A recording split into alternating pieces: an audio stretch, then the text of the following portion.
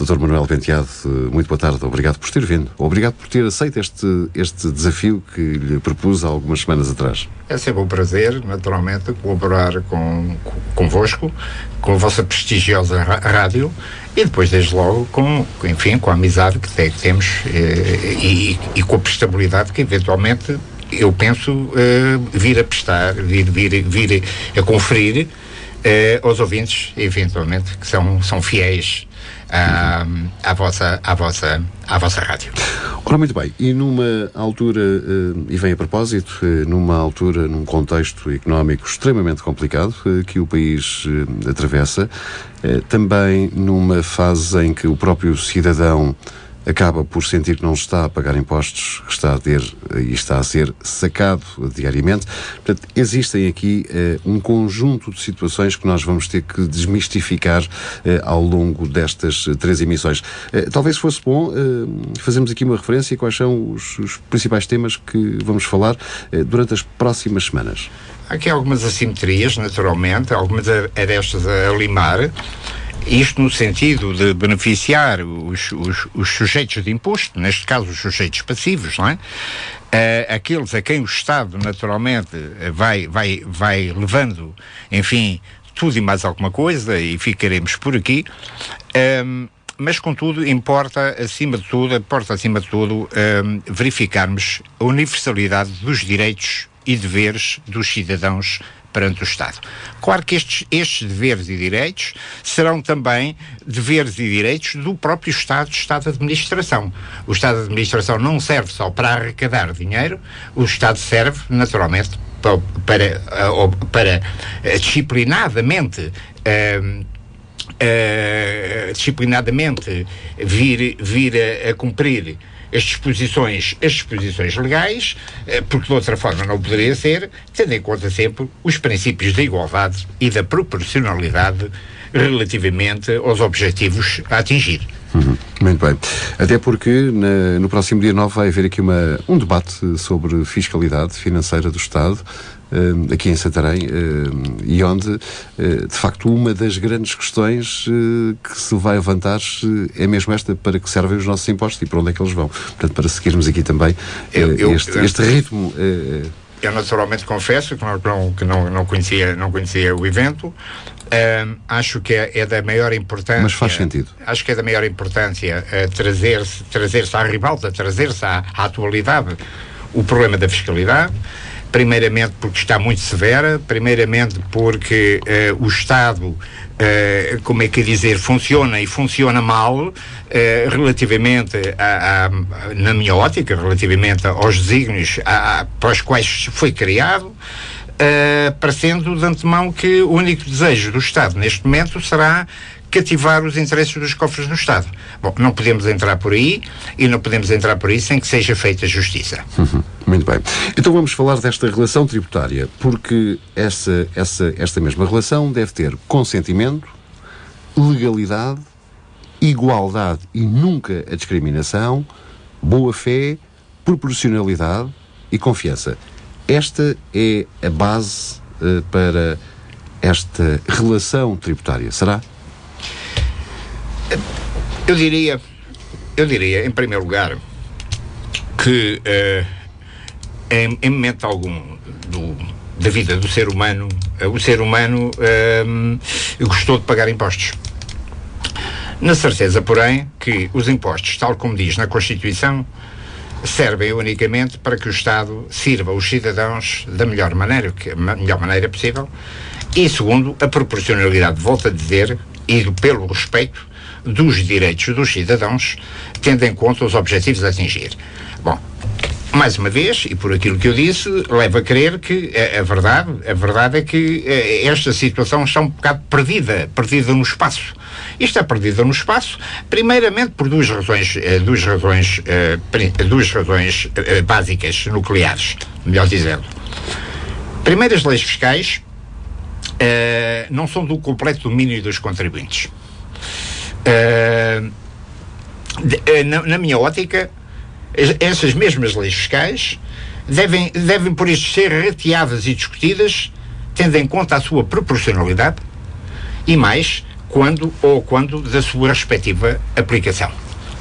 Depois, segundo este raciocínio, quer os cidadãos em geral, quer os cidadãos no desempenho de uma atividade económica, os empresários em nome individual, as sociedades, entendo ser indispensável que, face ao problema e perante as situações que podem gerar conflitos com o Estado, os cidadãos não ajam por impulso. Quase sempre o cidadão se vê maniatado, se vê enganado, se vê, como é que dizer, prejudicado por situações que ocorrem contra a sua própria natureza, contra o seu próprio raciocínio, contra a sua própria noção de justiça relativamente ao facto em si mesmo. O que eu quero dizer com isto é o seguinte, é que o agir por impulso arrastará exatamente todo um conjunto de consequências nefastas, negativas, melhor dizendo, para o contribuinte. Então, o que é que o contribuinte deve fazer? Na minha ótica, o contribuinte deve procurar sempre um técnico que seja capaz de o esclarecer sobre as medidas a tomar face ao caso em concreto, porque só dessa forma é que o contribuinte encontrará o enquadramento legal das situações. Quem é esse técnico? Desculpe? Quem é esse técnico? É o funcionário que está na repartição de finanças? Um técnico exterior, um fiscalista, um advogado, designadamente um técnico oficial de contas, não é? Que tenha a capacidade, fundamentalmente, logicamente este técnico será um elemento exterior ao Estado, ao aparelho do Estado. Não quer dizer que no Estado não hajam bons funcionários. Bom, mas é lógico, se eles são bons funcionários, desempenharão um papel a favor do seu patrão, da sua entidade patronal, que é o próprio Estado, não é? E, portanto, de alguma maneira não são obrigados a ver a outra parte, a outra face da moeda. Toda a moeda tem a face principal e tem o reverso, não é? E, portanto, o reverso da medalha é como se costuma dizer em bom português, é que isso importa aqui aclarar. Ou seja, o contribuinte não pode partir da premissa, não pode partir do raciocínio de que eu impulsivamente vou fazer isto ou vou fazer aquilo. Bom, depois, quase sempre, e perante a minha experiência profissional e técnica, eu direi que o contribuinte quase sempre se vê prejudicado pelas situações e pelas opções a tomar. Isto porque o Estado é implacável, isto porque o Estado rege por normas e normas legais que estão devidamente tipificadas, mas depois, por outro lado, nesta relação tributária, há aqui algumas situações que nos colocam já a pensar. O consentimento, a legalidade, às vezes os atos, a boa-fé, a proporcionalidade e a confiança, nesta relação tributária que devia ser assim, ela não existe. Ela está quebrada neste momento com a autoridade tributária. Muitas das vezes passam-se por cima de situações como se elas não tivessem qualquer valor. Mas mais não tenham valor legal, têm valor humanitário. Eu passo a citar um professor universitário, que foi meu professor da universidade, que naturalmente dizia que as leis são amorais, ou seja, estão acima de qualquer moral. Isto foi uma coisa que sempre me chocou. E sempre me chocou exatamente porque a lei, para ser aplicada, tem que ter a proporcionalidade. E a proporcionalidade leva à humanidade, não é? Leva ao sentido mais apurado e cívico dos cidadãos. O Estado muitas vezes despreza completamente essa situação. E ao desprezar essa situação, ficarão exatamente os sujeitos passivos do imposto, ou seja, os sujeitos de imposto, fundamentalmente ficarão prejudicados em situações que eventualmente podiam ver contrárias aos desígnios do Estado em dado momento, mas para isso, volto a dizer, deixem de agir por impulso e passem a agir numa consulta a um técnico, porque por mais que tenham que pagar a consulta a um técnico, a verdade é esta, de certeza absoluta, que quando forem ao Estado já vão minimamente preparados para o ato e sabem como é que vão desempenhar. Mas, Dr. Manuel Penteado, as coisas então ficam claras que esta relação neste momento não é tão boa como o Estado português pretende passar para o cidadão pagador de impostos. Verdade. O Estado tem a sua filosofia subjacente, ou seja, tem que mudar alguma coisa. O Estado tem que defender, tem que defender a sua tese, não é? E eu, quando falo num técnico, volto a referir a palavra técnico, estamos aqui quase como o princípio do contraditório, a aplicar o princípio do contraditório. O princípio do contraditório é o princípio que nos dá, está consignado na Constituição, no artigo 32, que nos dá a possibilidade de nós contrariarmos sempre aquilo que o outro está a dizer, na perspectiva de apurarmos a verdade. Essa mesma verdade, segundo o que o Paulo nos está a dizer, e que eu concordo, não tem sido apurada pelo Estado, ou seja, o Estado tem sido um Estado arrecadador de receitas, não é?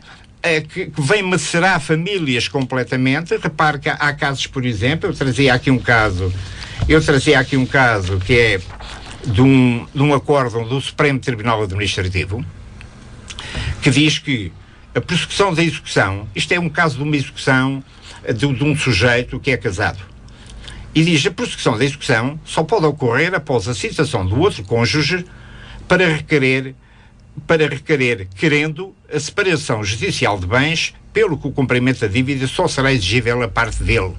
O que é que acontece? Vamos supor que há um certo e determinado indivíduo que tem um estabelecimento, que tem dívidas ao Estado, que é casado, não é? E que fundamentalmente há bens que são da esposa, não é? São da própria esposa. O que é que o Estado faz? O Estado, como é que dizer, executa o casal, não é? Mas fundamentalmente nunca disse, na minha ótica mal, nunca disse ao casal, nunca disse aos sujeitos passivos que é um direito que lhe assiste, fundamentalmente, vir a requerer, se não tem qualquer participação na formação daquela dívida ao Estado, não é? No caso de ser o marido comerciante e a esposa, sei lá, empregada por conta de outrem, não é? Que fundamentalmente a esposa não tem nada a arcar com a dívida do próprio Estado. O que acontece é que muitas vezes são arrolados patrimónios, não é? Familiares, não é? Marido e cônjuge, não é? Ou mulher e cônjuge, segundo aquilo que tem a dívida ao Estado, e fundamentalmente o Estado está a arrecadar indevidamente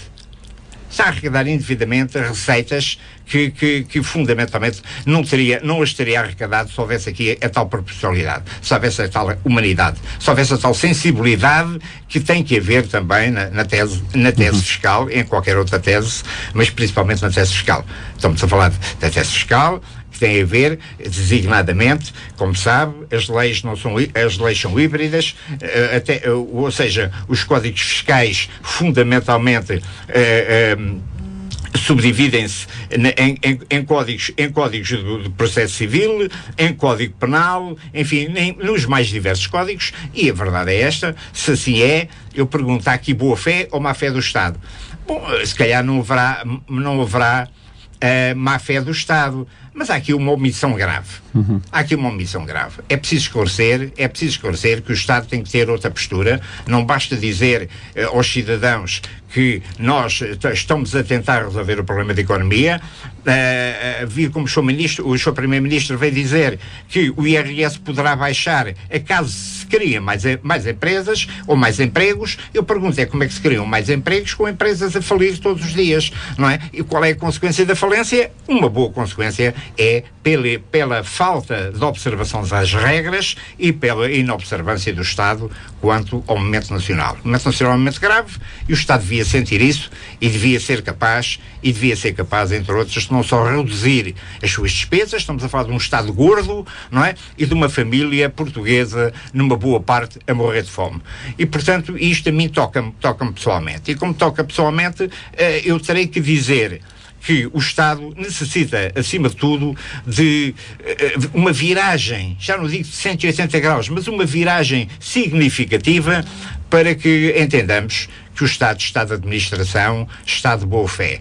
Eu não considero que esteja nem de boa fé, nem de má fé. Eu digo que o Estado faz coisas que realmente não passam pela cabeça do cidadão normal, do cidadão consciente, do cidadão cumpridor. Não passam. E não passam, e como tal eu tenho que reagir a isto e tenho que dizer o que sinto, porque o momento atual é este. Vamos então falar agora, e para aliviarmos um bocadinho esta nossa conversa, já que estamos aqui para falar de direitos e deveres de ambas as partes, talvez fosse bom aqui tentarmos identificar os direitos dos contribuintes portugueses. Senhor, os direitos dos contribuintes, não há dúvida nenhuma que os direitos dos contribuintes começam desde logo. Os direitos dos contribuintes, isto na lei diz o direito a pagar, começa aí. Diz que naturalmente na lei que nós temos direitos e deveres. Isto faz-me lembrar uma época muito antiga, quando eu estive no Exército, que naturalmente nós também tínhamos um código, que era o RDM, o Regulamento de Disciplina Militar, onde se falava de direitos e deveres. Eu nunca me lembro nenhum direito, lembro só os deveres. Mas, pelo sim, pelo não, eu vou tentar arriscar falar dos direitos dos contribuintes. De alguns direitos. Os direitos dos contribuintes, naturalmente, estão elencados na lei, desde logo na Constituição da República Portuguesa, não é? Isto dos contribuintes sujeitos de imposto, que é desses que estamos a falar.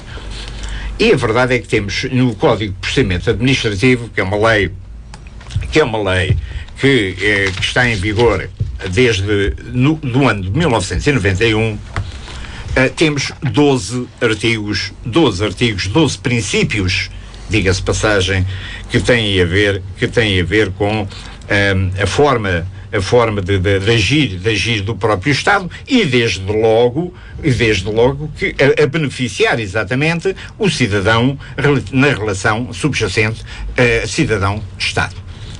Temos o princípio da legalidade, começa logo por aí, diz: os órgãos da administração pública devem atuar em obediência à lei e ao direito, dentro dos limites dos poderes que lhes sejam atribuídos e em conformidade com os fins para que os mesmos lhes possam ser conferidos. Não há dúvida nenhuma. Depois temos o artigo 3º, o artigo 4º, o artigo 5º, o artigo 6º e por aí fora, que são os princípios da igualdade e da proporcionalidade, o princípio da justiça e da imparcialidade, o princípio da boa-fé, o princípio da cooperação da administração com os particulares, até que chegamos, finalmente, ao princípio do acesso à justiça. Escolhi este, essencialmente, porque diz: aos particulares é garantido o acesso à justiça administrativa a fim de obter a fiscalização contenciosa dos atos da administração, bem como para a tutela dos seus direitos ou interesses legalmente protegidos nos termos previstos na legislação reguladora do contencioso administrativo. Ora bem, isto é muito lato. Eu gostaria mais de falar nisto numa próxima sessão, porque esta situação não ficaremos só por aqui, e não ficaremos só por aqui exatamente porque esta questão cada vez que se fala no artigo 32 da Constituição da República, ou seja, que eventualmente tipifica a situação do direito em processo criminal, e como possa perceber, há bocado disse que o direito fiscal imbrica em vários códigos, inclusive no Código Criminal, é um processo criminal. O processo criminal assegura, diz o artigo 32 no seu número 1, o processo criminal assegura todas as garantias de defesa, incluindo o recurso. E isto é uma matéria, para se falar nela, é extremamente extensa. É extremamente extensa porquê? Porque naturalmente temos que ver o que é que ir em causa, ou seja, ir ao caso em concreto, não é? E determinar quem é que foi a falha, não é? De quem é que foi a falha, se foi do cidadão, se foi do Estado, se foi do cidadão e do Estado em simultâneo, o que é que se passa aqui, como é que se trata o problema, não é? Eu sei como é que ele se trata, aliás, profissionalmente é isso que eu faço, na qualidade de fiscalista, mas eu gostaria de falar nisto mais em diante. Mais em diante, porque, enfim, é um tema muito pertinente, é um tema muito pertinente e é um tema, acima de tudo, que requer uma consciencialização do cidadão, que, acima de tudo, para mim, e com o devido respeito aos seus ouvintes e da vossa prestigiada rádio, passa exatamente por o contribuinte deixar de agir, como eu disse há pouco, por impulso, e passar a agir com o conhecimento de causa. Mas, Penteado, diga-me, e a propósito de um contribuinte ter o direito de recorrer de facto, um apoio para dizer que não está de acordo com um determinado imposto. Temos aqui uma outra situação que é grave. A autoridade tributária primeiro obriga a pagar e depois, se o contribuinte quiser, vai reclamar. Há aqui qualquer coisa, a bota não joga com a perdigota. Eu estou a percebê-lo. É um direito que, afinal de contas, não passa da Constituição. A verdade é que não há aqui, volto a dizer, aqui isto agora não é por omissão, é por ação. Nós temos na defesa dos cidadãos atos que são gratuitos e outros são de caráter impugnatório. Os gratuitos são designadamente as reclamações graciosas, não é? Os recursos hierárquicos, não é? O recurso hierárquico é um recurso que é feito para o superior, ou seja, o recurso hierárquico é um recurso que é feito para os suministros das finanças, em caso de imposto, naturalmente para que ele venha a pronunciar-se relativamente ao caso em concreto, para o qual o cidadão não obteve resposta da parte da administração fiscal, designadamente do seu serviço de finanças do local da sua sede, ou local da sua morada. Bom, tendo em conta isto, a verdade é que antigamente as reclamações graciosas suspendiam os prazos. Agora, com a nova legislação, para que eu tenha a suspensão de um prazo, a reclamação graciosa, eu vou ter que dar uma garantia ao Estado, nos termos do artigo 199, salvo erro, do CPPT, igual ao valor da dívida, mais 25% do valor da dívida acumulado ao valor da dívida e juros durante 5 anos. Vamos lá ver, isto parece-me extremamente agressivo perante um facto que fundamentalmente só por si não esteja devidamente provado que a culpa é do contribuinte. Repare, isto faz-se diretamente ao balcão, ninguém lhe aceita uma reclamação graciosa sem que haja a execução do facto perante a falta desde os requisitos que eu acabei de dizer, da tal garantia idónea, não é? Garantia que pode ser um prédio, garantia que pode ser uma conta bancária, garantia, enfim, pode ser qualquer tipo de garantia. O Estado não deixa de prosseguir a sua marcha processual e fundamentalmente ir até à execução dos factos, quer isto dizer, ir à penhora daquilo que entender que é penhorável, ir às contas bancárias das pessoas e sacar-lhes o dinheiro ou congelar a conta bancária da pessoa. E eu pergunto, vamos lá ver, não é tempo de voltar um pouco atrás e de fundamentalmente não querer ser mais papista que o Papa, no sentido de ainda não está apurada a realidade dos factos, não é? E o Estado é Estado, comete erros, como nós todos cometemos, e a verdade é esta: o Estado diz, eu posso ou não ter cometido erros, mas para eu aceitar que cometi o erro, tu vais ter que avançar com garantias. Bom, isto para mim choca-me um bocado, isto para mim fere-me um bocado a minha dignidade pessoal e profissional. Por outro lado, quando passamos à situação impugnatória, aí já houve lugar a uma reclamação graciosa, ela não foi aceite, e então vamos para o tribunal, porque é um órgão que age de forma imparcial, e esse mesmo tribunal irá julgar o facto perante os factos, em concreto, se realmente assiste ao Estado ou não o direito fundamentalmente de arrecadar o que pretende, ou se por simplesmente o Estado não tem direito a arrecadar aquilo que eventualmente se propôs apresentar ao contribuinte como dívida daquele. Ora bem, ou então o que é que temos aqui?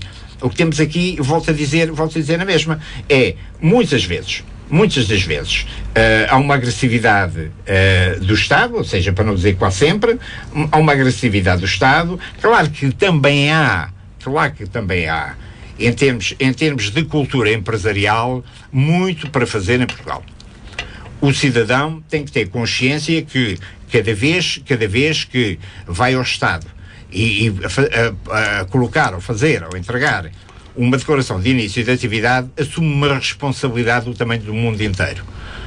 O que quer dizer que, ao assumir essa responsabilidade, ou tem capacidade para gerir, não é, o seu negócio e para gerir todos os fenómenos contabilísticos e fiscais, ou não tem, e tem que procurar no mercado. Uma ajuda. Não é o mais barato, porque o mais barato sai caro, não é? Faz-me lembrar os antigos armazéns dos chineses que vendiam situações as lojas dos 300, não é? Que aquilo não era mais do que lixo que se levava para casa e que depois se deitava no dia a seguir, ou no mesmo dia se deitava fora.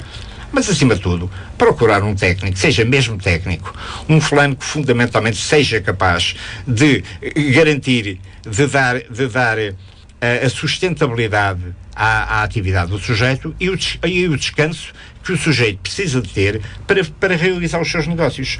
A verdade é que muitas vezes isso não acontece. Mas, Dr. Manuel Penteado, o que é que um fiscalista pode fazer, ou um jurista pode fazer, quando uma empresa chega a uma determinada altura do mês e está com dificuldades financeiras e tem que fazer um pagamento de um IVA que, por sua vez, se não for feito naquele dia, leva uma penalização de não sei quantos %, ou seja, se a empresa, se o empresário tinha dificuldade, ou teve dificuldade em fazer aquele pagamento até aquela data, por vários motivos, provavelmente, não é só má gestão, pode ser, por exemplo, maus recebimentos, e alguns da parte do Estado também, que não é cumpridor, como nós sabemos. Portanto, pode haver vários casos que fazem com que uma empresa portuguesa não permita, que não possa cumprir a 100% os seus compromissos com a autoridade tributária. Se essa verba que não foi paga aumenta não sei quantas vezes, o que é que um fiscalista pode fazer aqui? Olha, Paulo, como disse, a relação subjacente... Aliás, há aqui, e se me permite, Dr. Penteado, algumas pessoas e alguns ouvintes que ficaram extremamente interessados nesta conversa quando fomos aqui fazendo uma referência e que iríamos ter 3 edições à quarta-feira relacionadas com fiscalidade.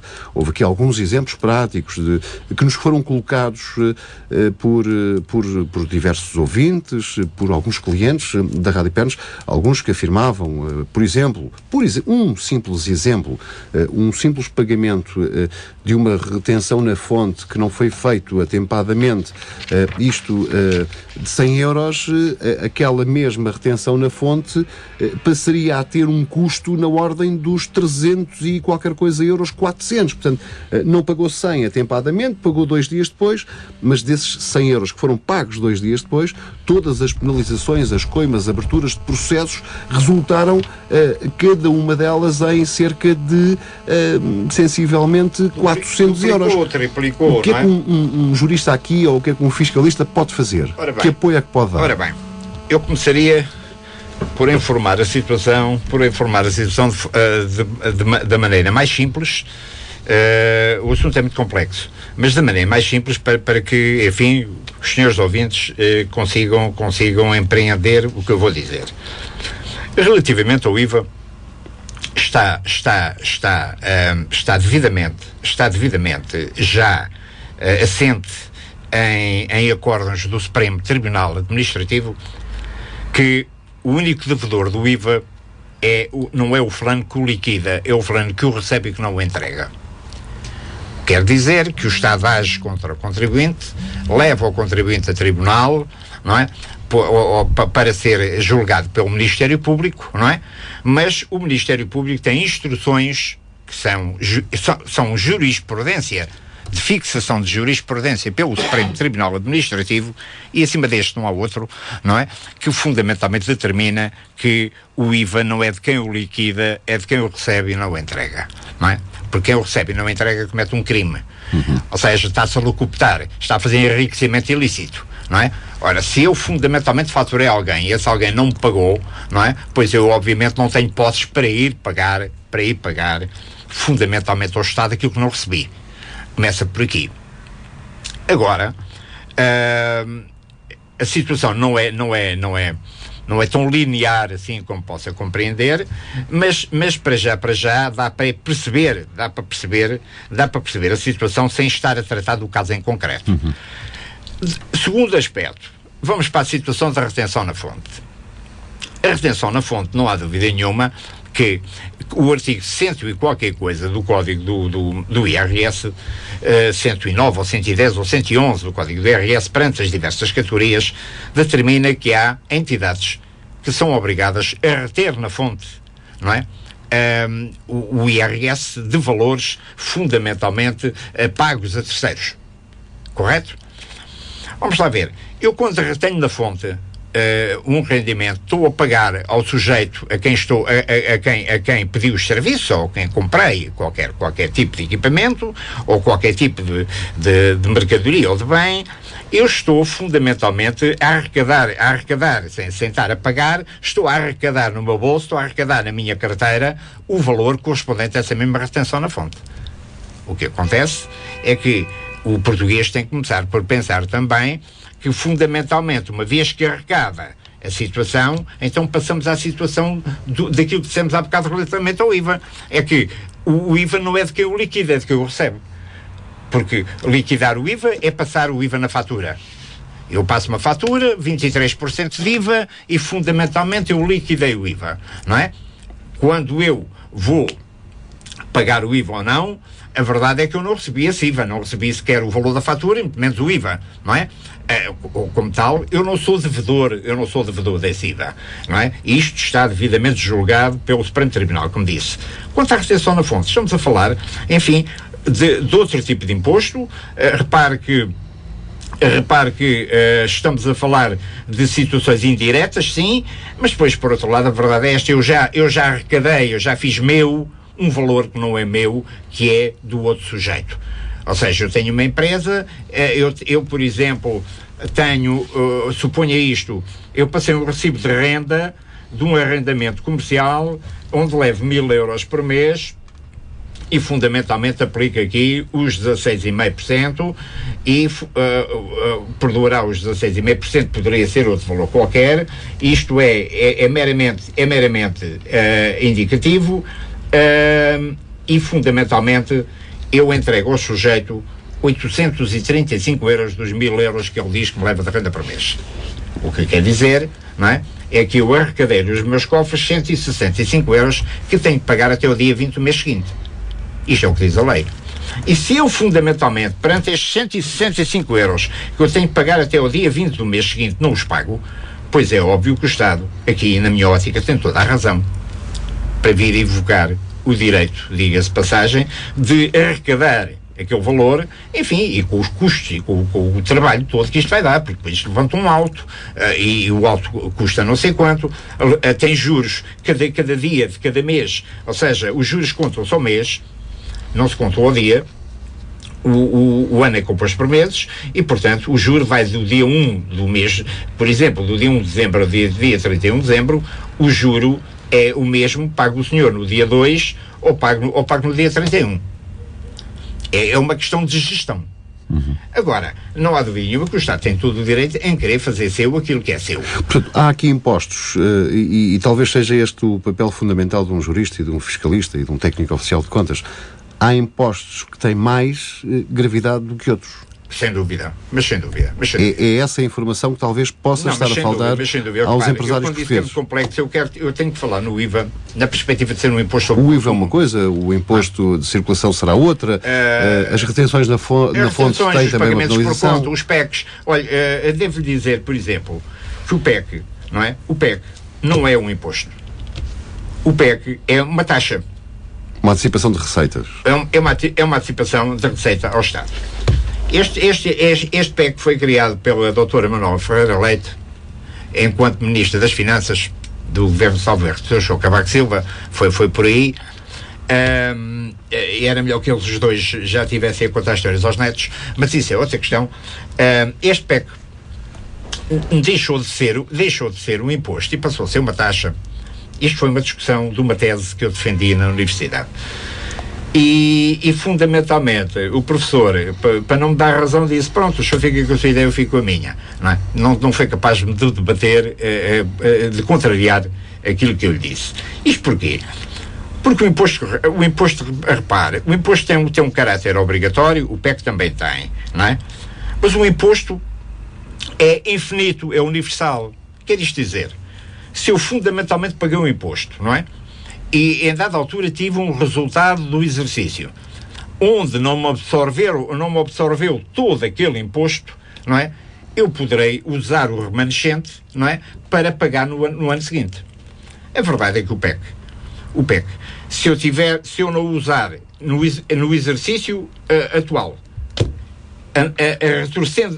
retrocedendo 4 exercícios, ou seja, é 2014, 2013, 2012, 2011 e 2010, 1, 2, 3, 4, 5, ou seja, se eu tenho PECs pagos relativamente ao exercício de 2009, porque fiz investimentos na minha empresa, porque os investimentos eu não consegui ainda arrecadar, diga-se passagem, não é? Não consegui ainda fazer meu o valor daquele investimento.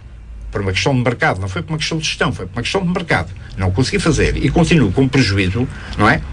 O PEC de 2009, não é? Em 2014, o senhor já não o desconta em lado nenhum.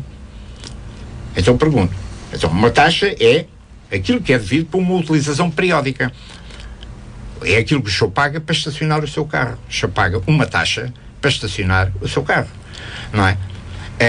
Ao estacionar o seu carro, obviamente durante aquele período, o espaço é seu, mas nada o obriga a ter que estar ali até ao fim. O senhor pode obliterar, sei lá, meia hora, 1 hora, 2 horas, mas suponho que só precisa de um quarto de hora, passado um quarto de hora vai-se embora, não é? Passado um quarto de hora vai-se embora e outro sujeito qualquer acaba por ir obliterar mais 1 hora. Bom, isto é um mercado, isto é são as tais uma fonte de receita de todo o tamanho. A Câmara Municipal de Santarém, ou lá a empresa que gera os parquímetros de Santarém, deverá fazer uma fortuna, deverá em cada dia, sei lá, cobrar quase 1 mês, em termos de horas, não é? 1 mês dos seus parquímetros, não é? Porquê? Porque fundamentalmente é assim, as pessoas utilizam aquilo, pagando as suas taxas, e é melhor agora que o paguem, porque a situação o controle dos parquímetros foi entregue à Polícia de Segurança Pública. Por mim tudo bem, se a Polícia de Segurança Pública fizer mais do que propriamente andar a ver só se os carros têm o ticket de estacionamento ou não é? Eu não estou a dizer que não faz, estou a dizer que é bom que faça para além de faça mais, cumpra as suas obrigações. Por outro lado, a verdade é esta, é que isto em termos fiscais, vamos lá ver, está uma situação que não se compreende, é uma situação de anarquia, diga-se passagem, eu diria mesmo de anarquia, que leva a que haja impostos realmente sobre o consumo ou sobre a riqueza, ou chamados impostos indiretos também, que fundamentalmente o contribuinte se vê obrigado a pagar e depois, por outro lado, não vê aqui qualquer tipo de justiça. Para mim, a questão do PEC é fundamental. De qualquer forma, as penalizações para o não pagamento do PEC são completamente diferentes. Esta era uma proposta que eu lhe ia fazer, até porque estamos quase no final desta nossa conversa. O tempo passou a voar, temos ainda alguns compromissos comerciais. De qualquer forma, para a próxima semana, era bom que se fizesse aqui, que se pudesse abordar aqui tecnicamente todos estes impostos. Sim, e também aqueles que mais podem pesar. Eu gostaria bastante. Quando não há o cumprimento. Eu gostaria bastante. Acho do maior interesse, chamemos assim, até para mim, me obrigar a rever melhor todas as situações, não obstante eu lidar com isto todos os dias, como possa perceber.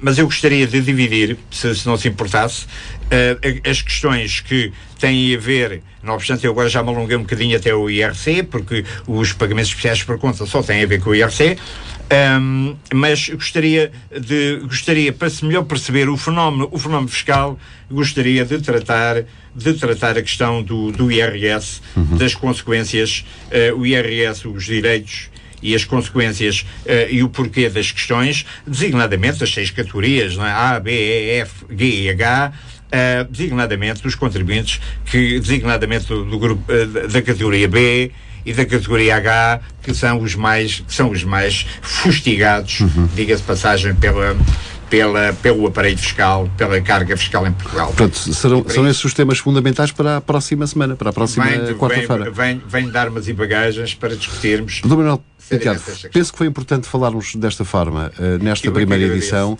Eu até bem que porque agradeço. importava aqui percebermos de facto esta relação com a autoridade tributária e com os contribuintes portugueses,